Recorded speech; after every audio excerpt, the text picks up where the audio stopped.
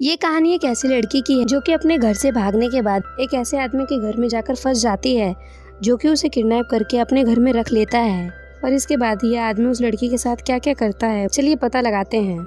आज की इस कहानी की शुरुआत एक कपल को दिखाते हुए होती है जिसमें लड़की का नाम लिली है और लड़के का नाम है नील। अब क्योंकि लिली अपने बॉयफ्रेंड के साथ अपने घर से भागी थी क्योंकि उसका सौतेला बाप जो होता है वो उसके साथ बहुत ही गलत व्यवहार किया करता था। खैर अब ये दोनों लोग जंगल से होकर आगे जा रहे होते हैं, लेकिन ये चलते हुए काफी थक गए थे, इसलिए ये वहीं जंगल में टेंट लगाने का फैसला करते हैं। अब लिली अपना फोन निकालती है माँ से बात कर सके और उसे बता सके कि वो ठीक है, लेकिन तभी उसका बॉयफ्रेंड नील उसे ऐसा करने से रोकता है। वो उसे कहता है अगर तुमने अपने फोन को ऑन किया तुम्हारे फादर को तुम्हारी लोकेशन के बारे में पता लग जाएगा। अब इसके बाद ये दोनों टेंट लगाते हैं। जब ये लोग टेंट के अंदर सो रहे होते हैं तब लिली को अपने फादर के बुरे सपने आते हैं जो कि उसे अक्सर आया करते थे। अब इसके बाद जब वो जगती है तब उसे नील कहीं भी नहीं मिलता और बुरी बात ये होती है कि उसका जो फोन था वो भी नील के ही पास था।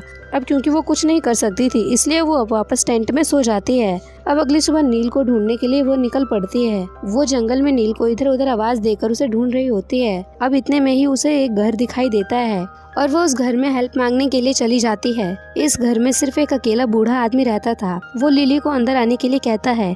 अब इसके बाद वो लिली को पानी लाकर देता है। अब यहाँ पर लिली कुछ देर तक उस बूढ़े आदमी से बात करती है, लेकिन उसे इस जगह पर कुछ ठीक नहीं लग रहा था और अब इसलिए लिली वहाँ से जाने लगती है, लेकिन वो बूढ़ा आदमी अब लिली को वहाँ से जाने नहीं देता।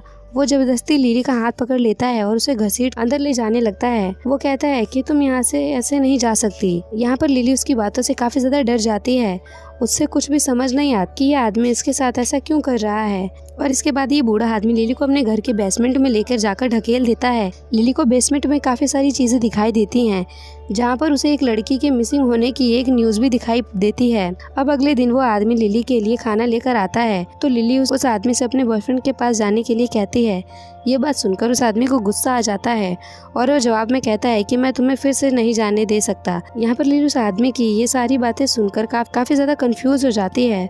वो समझ नहीं पाती कि यह आदमी किस बारे में बात कर रहा था। दरअसल ये आदमी जिसका नाम इवान है, पहले इसकी एक बेटी हुआ करती थी, नाम कैथरीन था। इवान चाहता था कि उसकी बेटी रनिंग में बहुत आगे बढ़े, इसलिए वो उससे काफी मदद करता था।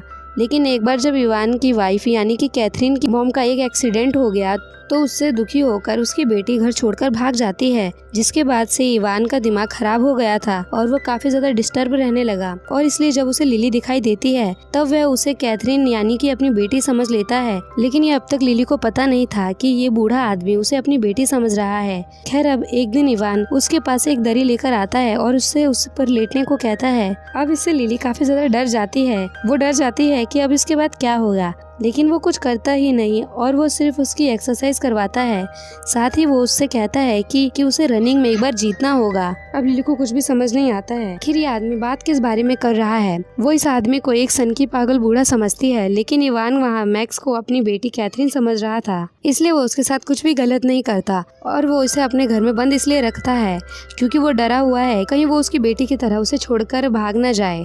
अब अगले दिन ये दोनों आपस में बैठकर डिनर करते हैं और इसी बीच इन दोनों में काफी सारी बातें होती हैं। तब यहाँ पर इवान लिली को कैथरीन कहकर बुलाता है और अब यहाँ पर उसे थोड़ा समझ आता है शायद ये आदमी उसे अपनी बेटी समझ रहा है, जो कि इसे कैथरीन कहकर बुलाता है। इवान अपनी बेटी कैथरीन को बहुत प्यार किया करता था, लेकिन इस सबसे लिली का कोई भी मतलब नहीं था, इसलिए वो यहाँ से सिर्फ भागना चाहती थी क्योंकि वो इस आदमी को ठीक से नहीं जानती थी। और यहाँ पर लिली से बहुत सारी एक्सरसाइज करवाता है और वो ऐसा इसलिए करता है क्योंकि उसकी बेटी कैथरीन भी रनिंग में पार्टिसिपेट करने वाली थी। अब एक दिन लिली को इवान की असली बेटी की डायरी मिलती है जिसमें कैथरीन के बारे में बहुत सारी बातें लिखी थी, जिससे उसे सीता के बारे में सभी बातें पता चलना शुरू हो जाती हैं। जिसमें लिखा हुआ था कि सीता अपने फादर से परेशान होकर यहाँ से भाग गई है क्योंकि वो अपनी बेटी के साथ काफी सख्त था, लेकिन वो उससे प्यार भी उतना ही किया करता था। लेकिन लिली को इन सभी बातों से कोई फर्क नहीं पड़ता। अब एक दिन इवान लिली को एक्सरसाइज करा रहा होता है तो वो उसके सर पर एक भारी चीज से हमला कर देती है और जब वो नीचे गिर जाता है तब लिली एक रस्सी से उसे मारना शुरू कर देती है। अब लिली उसके घर से बाहर जाने की चाबी मांगती है, लेकिन इवान उसका हाथ पकड़ लेता है। वो सिर्फ डांटते हुए कहता है कि तुम अपने पिता को ऐसे कैसे मार सकती हो। अब क्योंकि लिली यहाँ से बाहर नहीं निकल पा रही थी इसलिए वो रोने लगती है। अब थोड़ी देर के बाद जब लिली खाना खाने के लिए जाती है तब वहाँ पर इवान बिना शर्ट के बैठा हुआ था। जहाँ पर लिली की हरकत की वजह से उसके शरीर पर कई सारे निशान बने हुए थे। लेकिन इवान अभी भी अपनी बेटी से बिल्कुल भी गुस्सा नहीं था और इसलिए लिली उसे सॉरी बोलती है। अब अगले दिन इवान उसे ग्राउंड में रनिंग के लिए लेकर जाता है जो वो प्रैक्टिस कर रही होती है। तब इस दौरान वो यहाँ से भागने का ट्राई करती है। वो ताले को तोड़कर भागने ही वाली होती है कि इवान पीछे से आकर उसे पकड़ लेता है। वो अपनी बेटी को फिर से खोना नहीं चाहता, लिली को कुछ ज्यादा ही जोर से खींच लेता है जिसकी वजह से उसका घुटना फ्रैक्चर हो जाता है। अब इसके बाद इवान वहाँ उसकी काफी ज्यादा केयर करता है और उसे ठीक कर देता है। अब लिली भी सोचने लगती है आखिर मैं यहाँ से भाग क्यों रही हूँ, क्योंकि मैं अपने सौतेले बाप को छोड़कर आई हूँ जो कि मुझे काफी टॉर्चर करता था, लेकिन मेरे नए पिता मेरी कितनी केयर कर रहे हैं। अब इसलिए लिली भी अपना दिमाग बदल लेती है और वो अपने पिता के साथ खुश रहने लगती है और उनकी बताई हर चीज करने लगती है। अब वो उनकी हर बात मानती है और जितनी एक्सरसाइज वो करने के लिए कहते हैं वो इतनी एक्सरसाइज करती है क्योंकि अब उसका कंपटीशन करीब था। अब कई दिन बीत जाते हैं और अब ये दोनों बाप बेटी एक साथ काफी खुशी के साथ रहते हैं और अब यहाँ पर लिली का भी बहुत मन लगने लगा था।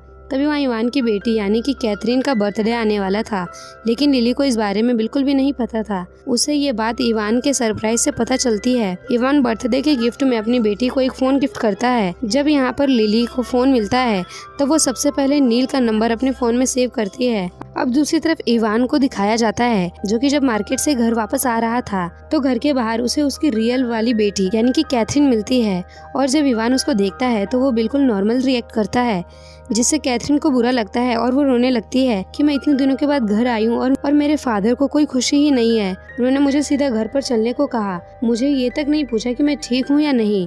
अब क्योंकि इवान को सीता और लिली के बीच में कोई फर्क नहीं लगता क्योंकि उसका दिमाग फर्क समझने ही नहीं दे रहा था, इसलिए वो उसे एक जैसी लग रही थी और इसलिए वो कैथरीन को भी लिली समझकर उसके साथ एकदम नॉर्मल रिएक्ट कर रहा था। लेकिन सीता को अपने फादर को देखकर कुछ समझ ही नहीं आ रहा था कि वो ऐसा क्यों कर रहा है। अब वो घर में आ गई थी। जब वो अपने कमरे में जाती है तब उसे उसकी डायरी मिलती है जो कि उसे टेबल पर रखी हुई मिलती है। अब वह डायरी को खोल लेती है। जब वो पेज पलटकर आखिरी पेज पर वो देखती है कि जहाँ पर उसने लिखना बंद किया था उसके आगे भी उसकी डायरी में किसी ने लिखा था। इतने में ही टेक्स भी वहाँ पर आ जाती है। वो कैथरीन से कहती है कि तुम आ गई, मुझे लगा नहीं था कि तुम वापस आओगी और आज तुम्हारा बर्थडे है। कहता लिली पर विश्वास नहीं करती और वो लिली को नहीं पहचानती, इसलिए वो उससे पूछती है कि तुम कौन हो और यहाँ पर क्या चल रहा है। जिस पर लिली कहती है कि अब मैं यहाँ पर रहती हूँ, मैं तुम्हारे रूम में रहती हूँ, तुम्हारे ही बेड पर सोती हूँ और अब मैं तुम्हारे फादर की बेटी भी हूँ। यहाँ पर लिली ये भी कहती है कि जब तुम्हारी मॉम का कार एक्सीडेंट हुआ था तब तुम्हारे फादर को तुम्हारी सबसे ज्यादा जरूरत थी और जब तुम्हें उन्हें सहारा देना चाहिए था तब तुम उसे छोड़कर चली गई, लेकिन मैं ऐसा नहीं करूँगी, उन्हें छोड़कर नहीं जाऊंगी। और लिली एक चाकू उठाती है और उसे पेट में मार देती है और कहते वहीं पर मर जाती है। बाहर से इवान अपनी बेटी को आवाज लगाता है। वो उससे पूछता है कि अंदर सब कुछ ठीक चल रहा है या नहीं और लिली अपने फादर से कहती है कि अंदर सब कुछ ठीक है और यहीं पर ये मूवी खत्म हो जाती है। तो दोस्तों इवान का दिमाग ऐसा हो चुका है कि वो दो लड़कियों के बीच का डिफरेंस समझ ही नहीं पा रहा था और उसके साथ ऐसा उसकी वाइफ के एक्सीडेंट के बाद हुआ और इसलिए जब उसने लिली को देखा तब उसने उसे ही अपनी बेटी मान लिया और अब लिली के भी रास्ते में कोई नहीं है, वह हमेशा इवान की बेटी बनकर रहेगी। तो दोस्तों अगर आपने इस वीडियो को आखिरी तक देख लिया है तो कमेंट करके बताएं कि आपको ये वीडियो कैसी लगी। तो आज के लिए बस इतना ही, मिलते हैं नेक्स्ट वीडियो में, तब तक के लिए बाय बाय।